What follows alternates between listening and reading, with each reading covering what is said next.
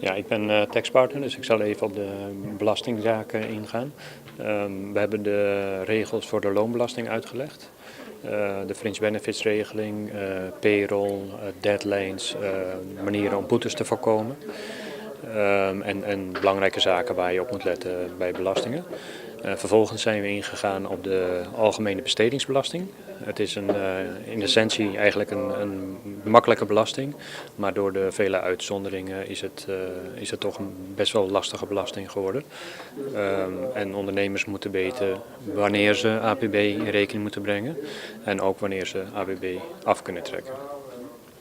En een belangrijk moment vertelt bijvoorbeeld als ondernemers bijvoorbeeld ze gaan een business doen in het buitenland en dat belasting ABW telt niet hier op Bonaire, maar in dat land.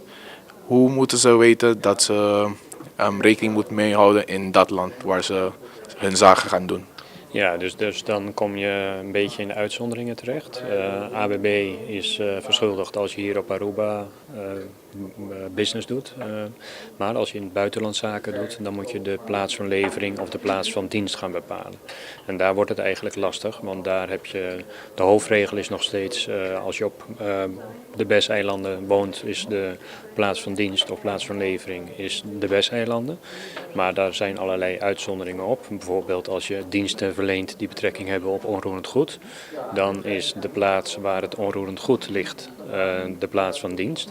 Nou, is dat bijvoorbeeld Saba en je bent gevestigd op Bonaire, dan moet je op Saba belasting betalen en niet in Bonaire. Maar is dat Aruba, dan moet je in Aruba belasting betalen en niet op Bonaire. Dus dat zijn zaken waar je op moet letten als ondernemer.